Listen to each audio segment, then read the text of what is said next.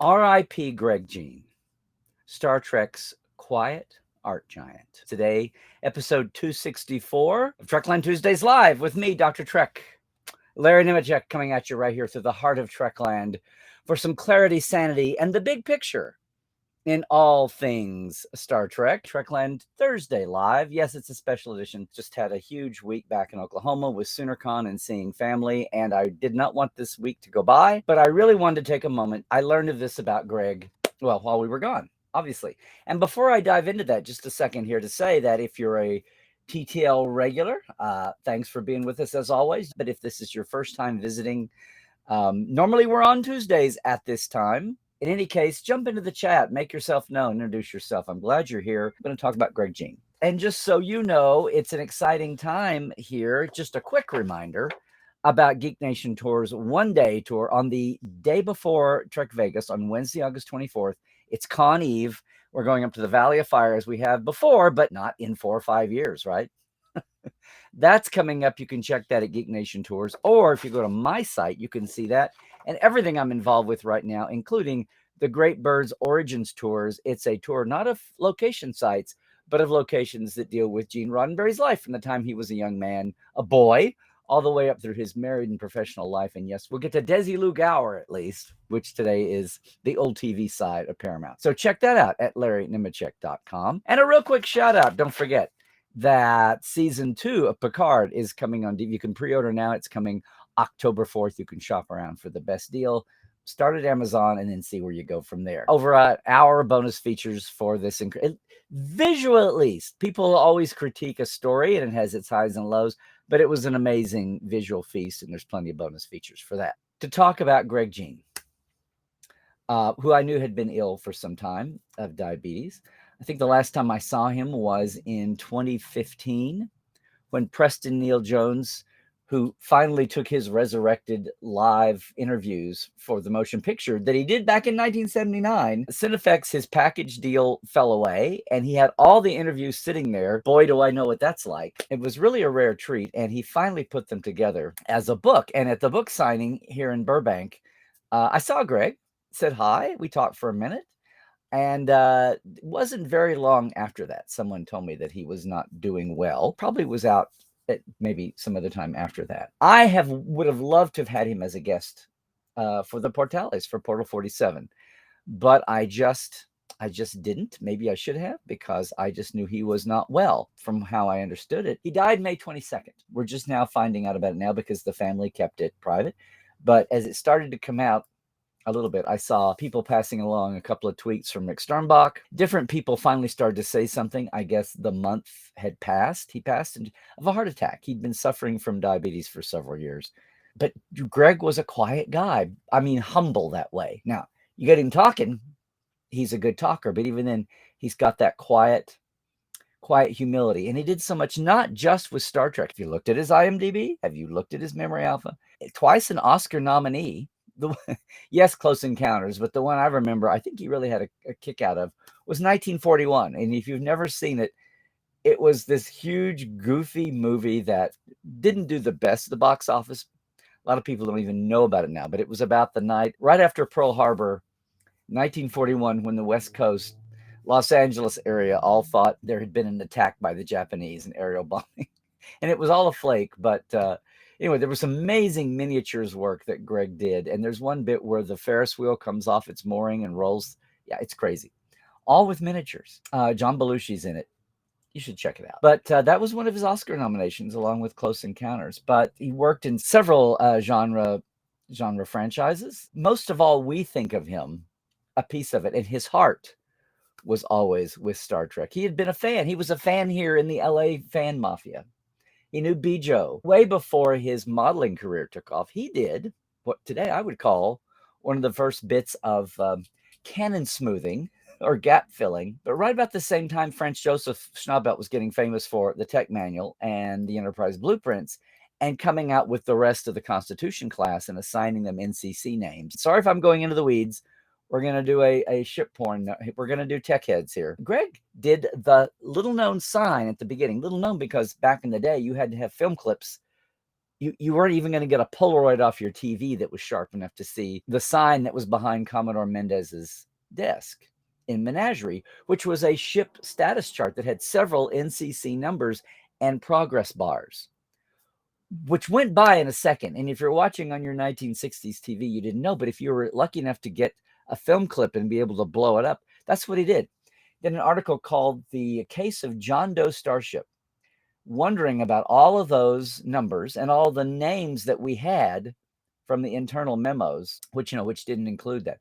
April 1973 issue of a fanzine, T Negative to be precise. And he went through and, depending on, basically just use good old deduction. Sherlock Holmes data would be very proud to try to attach the registry numbers to Constitution, the Connie class names that we had, which, didn't even include the Defiant, but we needed the Defiant's number anyway, and it wasn't on that list. It was a third season deal. A lot of that got picked up eventually. Franz Joseph didn't. So for a long time, the LA local market pre-internet didn't know about that. But over time, Bijo picked up on it and listed it. And there was kind of a competition, an unaware competition between which numbers you used.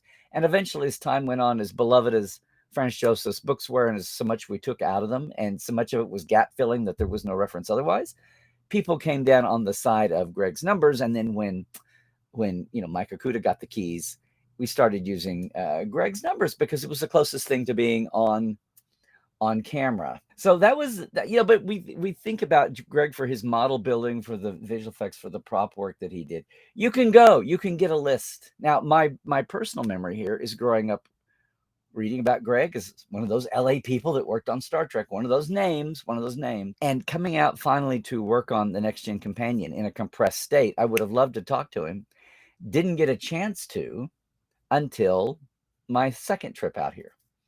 When I was coming out to do the revision, the fourth season, the Red Book, the fourth season, the one from 94, that we had the entire series plus Generations in it. And I had 2 months to be in LA to interview people and bop around. And yes, I did get over to Greg. In fact, I got to Greg's shop with Guy Vardaman.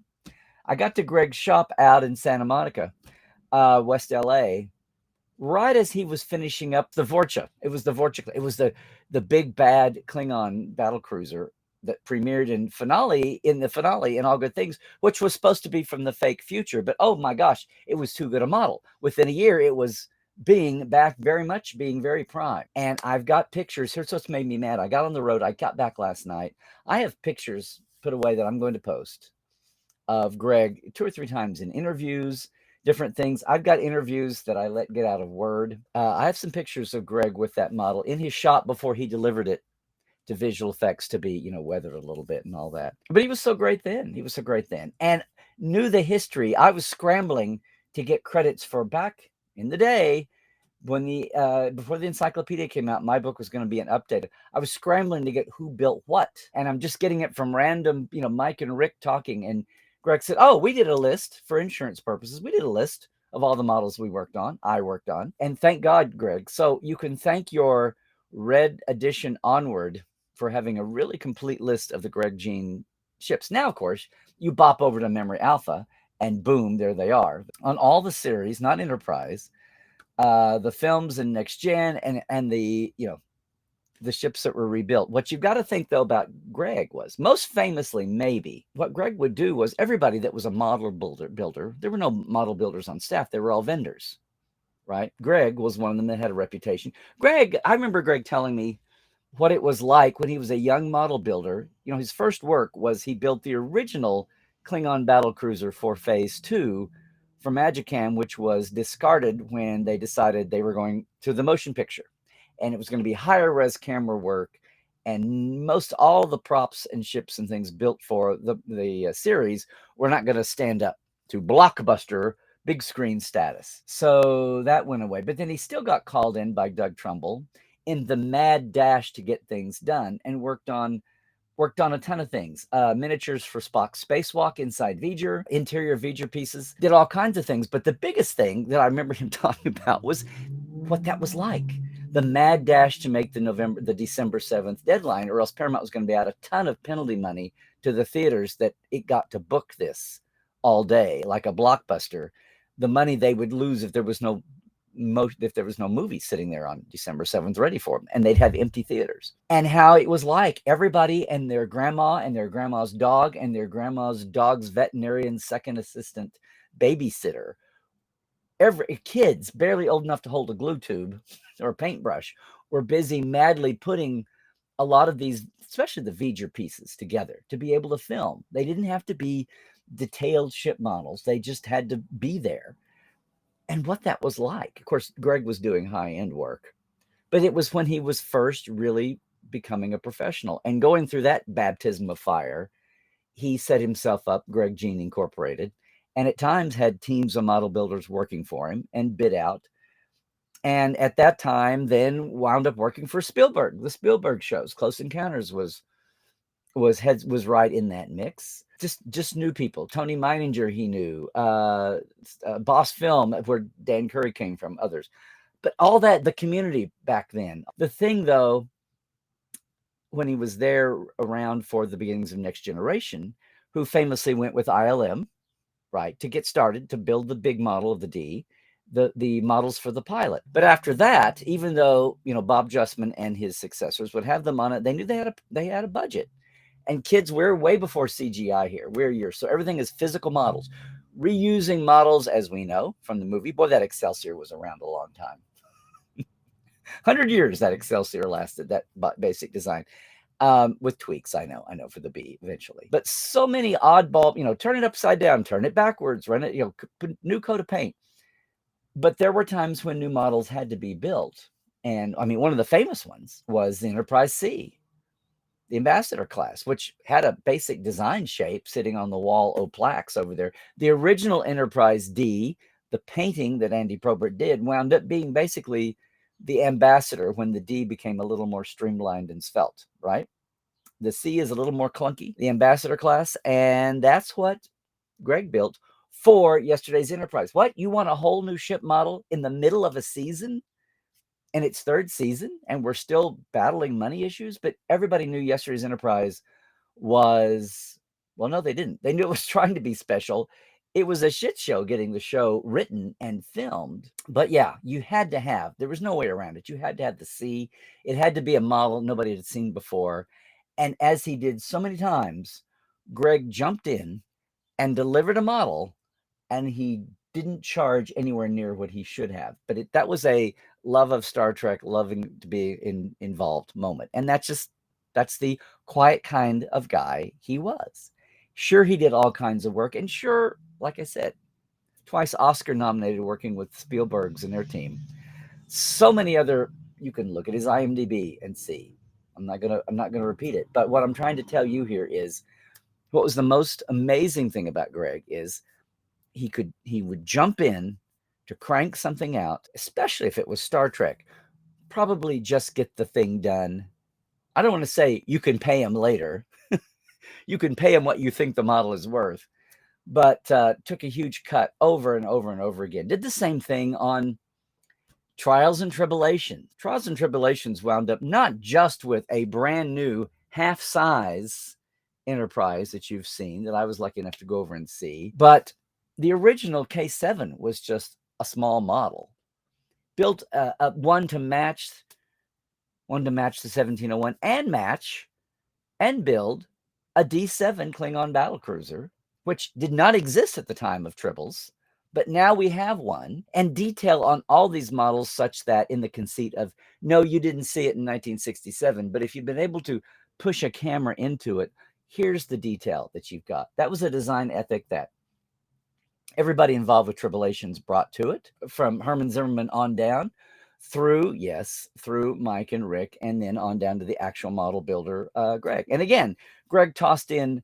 tons of material that he was not getting paid for, but because everyone was caught up in the magic of Tribulations, from the visual effects, the Forrest Gumping, to just recreating those sets, and it had to follow through with the miniatures, and we had to have another shot at seeing what we didn't see. That's just the way Greg was, and he was so quiet and humble about it. And one of the last times I really, really talked to him was when he was working on Insurrection, and he'd been called in for Santa Barbara Studios, who they had tried once again to get away from ILM and try somebody else. And Insurrection was going to be the first, after the 4 experimental CG ships in the Borg battle at the beginning of First Contact, the first CG ships ever. Well, the LeCoultre in Generations was CG, but it was so distant. It was the first high-res action ships and Starfleet ships were the Akira, etc. The Akira, the Steamrunner, the Saber, and I'm going bonk on the last one.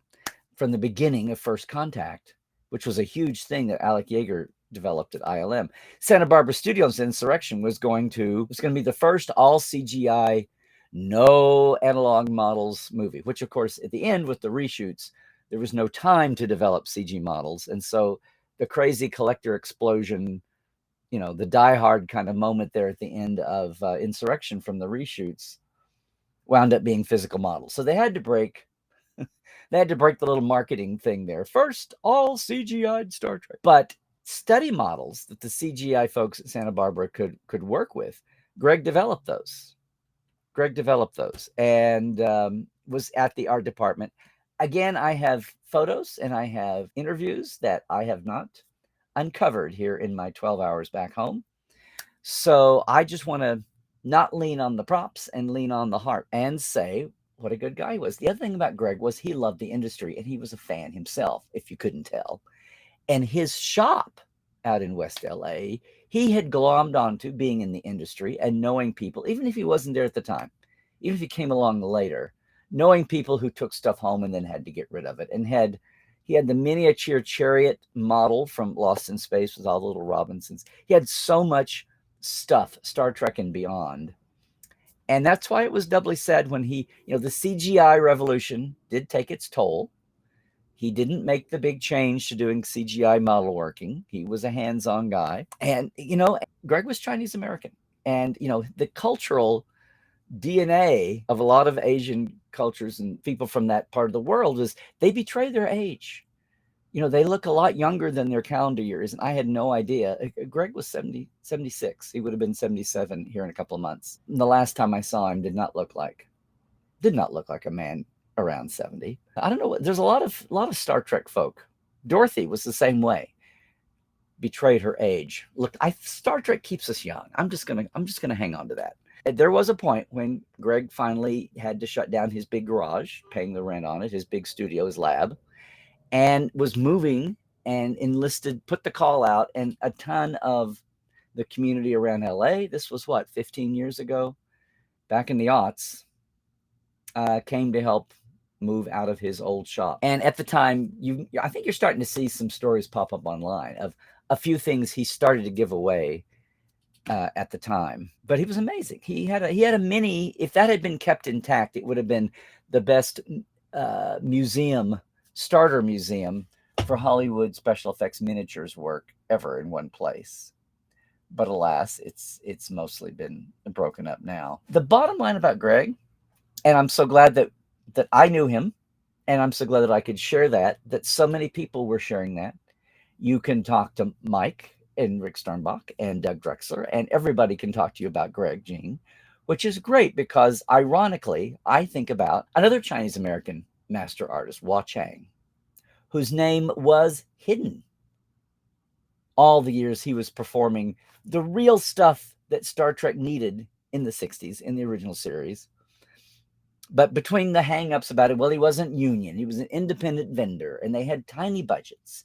And you can read Bob Justman's book and read how they had to go under the table to get what they wanted because the union, and I love unions, but I'm just saying, in the 60s, the guys that worked for Lucy, and they needed a trick prop for a Lucy show, the bar was the requirements were a little different than for Star Trek. Maybe churning out the rubber hero or the rubber, the stunt props that were for the background extra. But when you needed a hero on camera, communicator, a tricorder, a phaser with tiny operating pieces, that was not going to come out of the Desilu prop shop back in the day. And Hua Chang provided those. And none of us knew his name until years later. And we finally gave him his due about the time he passed in the 90s. We were doing Communicator magazine by then and got to do a suitable memorial piece for him. But it's the nature of the beast. It's the nature of the beast pre-now. You see millions of names in credits. And you may roll your eyes and you may fast forward through all that. But those are people who are living their lives and getting their paycheck and hopefully doing something they love. And that was not always the case with credit. Now you have the luxury to fast forward, or you can watch all those and look for somebody you might know. Back in the day, even on features, that was not always so. And so many artisans and craftsmen did not get the credit and had to be resurrected later. And sometimes being historic people that were overlooked for one reason or another in their unit, in their community, in their guild, in their area of expertise. And we can only thank them after the fact. Well, Greg was one that we were able to thank, we were able to spotlight, even though you had to be a tech head to know it. But at least there are interviews with Greg. There's, we can look at the list of his work. We can hear others talk about it. We can look at his start and how people gave him a start, how Doug Trumbull gave him a start, and how he gave a start to so many others who love the business. Even as, again, his love, miniature work, slowly turned to CGI. I'm glad to see that in the last few years, we've seen that that's a craft that does not need to disappear. And we need it for more than just architectural models at museums, that kind of thing, or presentations. CG and flat screens, until we get to the point we have, 9J pink gray holographs for presentations and pitches, we will still need physical models. And we will still need physical models in detail as miniatures for camera work. There are times when some craftsmen will still want that. And that art and science and craft needs to stay alive. The heart that's attached to that. Greg had all the talent, the amazing talent in the world, but the heart of loving what most of his work went to, which was sci-fi, fantasy genre. And at the core of that, even, yes, I would say Star Trek. The case of John Doe Starship, he did the damn thing in 1973, tracking film clip frames to get to that. And I go back and point at that as one of the first cases of something that I fell into, not being aware of that going, aha. Thank you, Greg, for looking at the on-canon evidence and trying to deduce what we can out of it, the best we can, with the pieces we have to play with. So with all that's going on in Star Trek right now, with all that's going on in the world right now, and believe me, I'm not divorced from that, with all there is, all the reason in the world to to cling on to Star Trek and our good old hopeful future and realize there's some things worth fighting for. The people that made that future come alive and did it with heart, like Greg, yes, you better believe I'm going to stop for a moment and remember Greg and remember him for all of those who are just coming to the fold, who may not realize the impact, both visually and spiritually, that they had on our franchise, our community, and our Star Trek that we all love, even today. That's it. I've got more to talk about. We've got a short week. We'll be back next week on Tuesday, normal. So I'm going to save a couple of topics for then, including Strange New Worlds and including my exploits at SoonerCon and yet another con out there in the COVID generation. If anybody's got something to say about Greg, let's get that out in the chat. Hey, if you're on YouTube and watching this later, please join us sometime. We do have a whole live show that you don't see. But before you go, I do want to give a shout out, first off, to all of our TTLers who are with us today. Hey, look, it's Diana Hopkins, Robin Wilson, Lawrence Todd, Anne-Marie Siegel, Keith Rombach, Justin Porteous, Blaze K, Nathaniel Robinson, Andrew Jasimski, and Pranakasha Productions, our newest Patreon, and our live wires. Rusty Harold, Habyard Gunn Johnson, Robert McLean, Alan Hohense, J.R. Poole, Byron Bailey, Dave Gregory, Gay Clevin Lundstrom, and K.C. Shafsky. I want to thank all of them. They're in on a Patreon for me for our live streaming. It's $5 and $10 a month. It's very simple. It's $5 and $10 for the shout-outs, $10 for access to really early Portal 47 interviews. When I find my interview with Greg, I think I'm going to put that into the mix. I'm going to release that to the Portales, and then we'll put it up available on the board. It'll be from 1998 at least, if I don't have one from 1994. But it's patreon.com/Trekland Live if you'd care to come over and help us as we expand. Of course, if it's Tuesday, that means it's Trek Files Tuesday too. Mike Demerit's back for another look, diving into, I know, numbers are boring, but Mike makes numbers come alive. We're looking at original series budgets and what they tell us archaeologically about the original series and what they mean for today, for the Berman era, and for today too. A longtime assistant director, been a guest on Portal 47, not once but twice, and he does us a good turn on the Trek Files. So check that out. It's been up since Tuesday. It comes up every Tuesdays. I will have another great one as we get close to the end of our 8th season. And of course, if you're at Larry Nemecek, that's me on Twitter, Larry Nemecek's Trekland on Facebook, Instagram, and please like and subscribe us on YouTube. Portal47.net picked up some new portales over the weekend at SoonerCon, so I'm excited for that to keep growing. It's the mini-con all year long, no matter where your center seat is. And of course, one more shout out for if you are headed to Vegas, and even if you're not, you're welcome to join us for the one-day Valley of Fire Kirk Memorial Tour, the death scenes from Generations, and a few more extras that you don't even know unless you come on the tour with us.